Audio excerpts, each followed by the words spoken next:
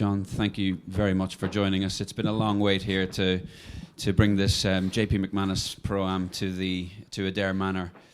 How excited are you to be here, first of all, and how much of a good time are you having here? Yeah, it must have been 12 years to get it here, Adair. 10. Huh? I think it's 10, 12. Well, I know they've had many editions. I don't know if 2010 was here or not. For me, it's been only a couple of years since I was told about the Pro-Am, but we were able to visit after the Irish Open in Lahinch in 2019 and have been thinking about it since, along with the Ryder Cup. And I can't really say more or enough nice things about the venue, about JP, and about the event they've put together. So the best way I can describe it is that it's special and unique. You know, only a unique venue and a unique individual and a unique family like the McManus family can bring so many top golfers together for a charity event like this and, you know, make us have such a good time, right? We feel it, the crowd out there feels it, and it's what makes it so special. A lot of us didn't know the magnitude. I had no idea there would be spectators. I had no idea there would be TV cameras. A lot of us thought it was a Pro-Am where if we were out of the hole, we could just pick up and go to the next. We didn't realize how serious it was until Saturday afternoon, at least my case. So, you know, had to change a little bit of the mentality of how to play it, but still here to have the best time we can, try to make it as enjoyable for the amateur partners and for the spectators out there. So that was the goal yesterday. It was accomplished, and hopefully I can do it again today. You know how much you love the Ryder Cup, of course, and this course is going to this venue is going to host it in 2027. Can you talk about the golf course a little bit and the special atmosphere that it creates? No, Fazio has done an amazing redesign of the golf course. It's beautiful, and this golf course can be made as easy as they want and as hard as they want, right? So it's a beauty of a good challenge. Now, with that said, for a European possibly being on that Ryder Cup, they might need to spend a lot of time and resources on de-Americanizing the golf course. Because as in right now, it would be pretty much what you would expect in the Ryder Cup in the U.S. And based on what I saw in Paris and what I've seen other venues, you know, the Ryder Cup in Europe is a little bit different. So they might spend some time and effort doing something about that, obviously to suit our strengths, right? And but we'll see. Otherwise, you know, we will have the Irish crowd, or the core of the crowd being Irish, supporting the European team, which, you know, we all know how the Irish can create a good time and a good atmosphere, so it'll be really, really fun. Thank you, Jon. We'll take some questions from the floor. We'll begin with Rex. Jon, if I can just keep it on the Ryder Cup, given the crowds today and yesterday, can you just imagine what this would be like for a Ryder Cup here? Nope. It all depends on how many people they're allowed to host. I mean, they can host as many as they want. They have the ability.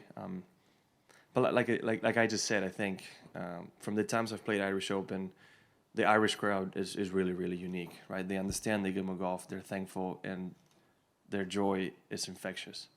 And you can see it here. You can see it at the Irish Open. They show up even if it's 40 degrees blowing sideways and raining. They will be here. I remember watching on TV an Irish Open in Port Rush where the weather was awful and 100,000 people turned out for the week. So for a Ryder Cup where hopefully the weather's okay, you can expect a lot of people wanting to come and the atmosphere to be quite electric. And then as it applies to your game, the success you've had on links courses, how much are you looking forward to these next 2 weeks, the Scottish Open and the Open Championship? I'm looking forward to it, right? I mean, Scottish Open being a fun event, it's a golf course that it is more towards the links side, but there's some holes that don't play like it, so you have to get used to it a little bit. And then obviously the following week being the 150th Open in St. Andrews, right? I think I've said in numerous interviews that I don't think there's any higher honor in golf than to be able to win an Open Championship in St. Andrews. So no matter what edition it is, I think you know, it's going to be a very special one for all of us. Thank you, Rex. Can you raise your hand, Ian? Yep. Hi, Jon. At this stage, what sort of adjustments do you need to be making for obviously the challenges that are to come at Renaissance and then the old course? Because obviously this course isn't exactly the ideal sort of tune up for that. I mean, as far as links course comes, I don't really know how you can truly get ready for St. Andrews. It's so different to all of them, and it all depends on where the wind's blowing. And I think a lot of it is just getting to play the golf course enough that you've seen every possible conditions, right? So you can be lucky enough, and if you tee up at the right time with the right tide and wind change, you can play every hole downwind, or every hole into the wind, or a mix of 9 and 9. So it really depends, right? So you just have to be ready for the ever-changing environment and be ready for anything. Obviously, it's a golf course that there's plenty of putt bunkers where located.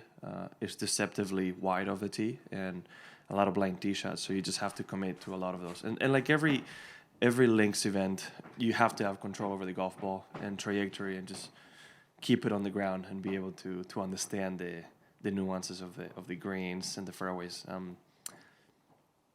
I don't know if you can quite do it at the Renaissance, because at least last year it wasn't as firm, as fast, and as most links are. But you can get an idea around the greens and on the greens to get ready for next week. And just to follow up, you mentioned obviously the evocative nature of St Andrews. When did you first discover the magic of the home of golf? When were you first aware of it? Oh, I can't really exactly remember. In person, I didn't get to play it until 2018, I believe. So it's a bit later in my career, and I was very, very, very excited. And it was only when I got to play it to where I understood a lot of the videos I had seen and a lot of the comments I had heard. Right? That's why you hear about the wins and you don't truly understand until you truly see it.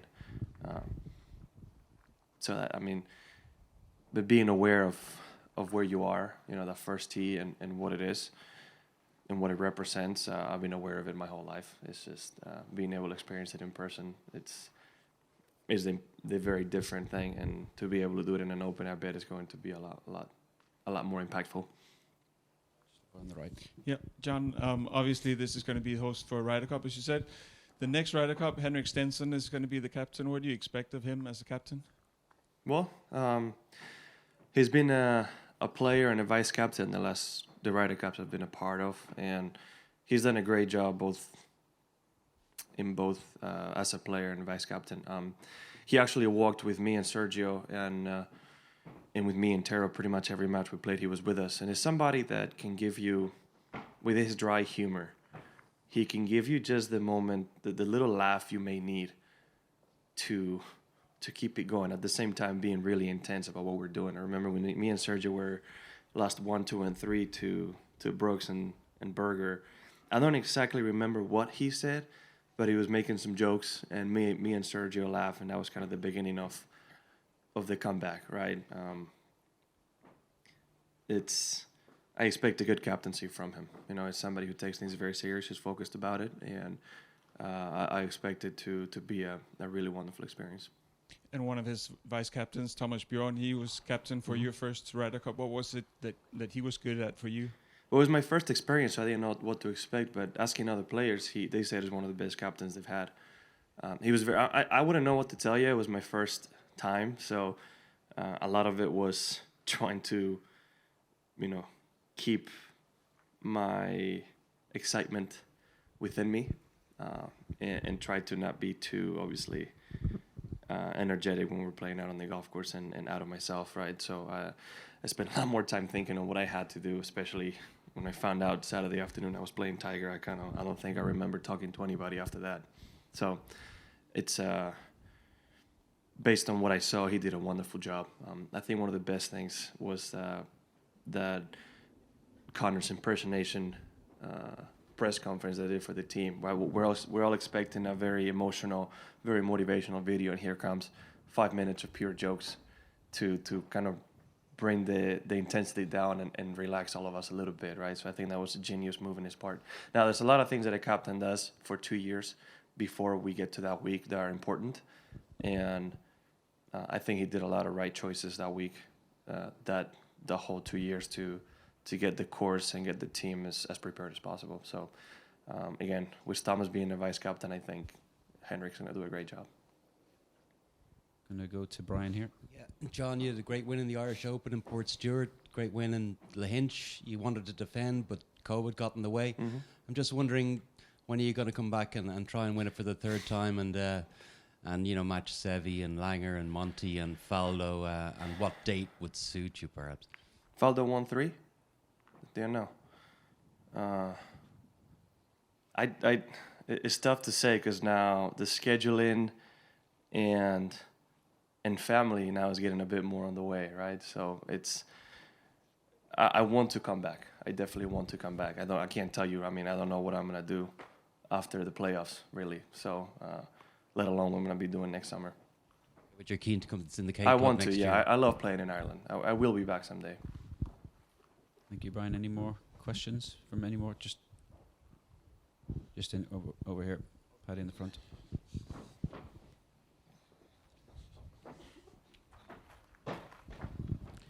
John, the golf course superintendent here in Adair, Alan MacDonald, has produced an incredible golf course in incredible condition. You play the best golf courses in the world. How would you compare the playability of the greens here to the best courses you play on? The playability Yep. or the condition? Is that what you mean? Playability, yeah, the playability of the greens. Well, I mean, course is in fantastic shape. We don't really see golf courses like this throughout the year. It's really, really impressive. And for how much traffic they got yesterday, it still held up. It's not only beautiful to look at, it plays great. That's the beautiful aspect of it, right? These greens are tricky. There's a lot of runoffs, but still fair, right? So it's really, really enjoyable. I mean, they've done an amazing job. The superintendent should be happy because this is something that we don't see every day.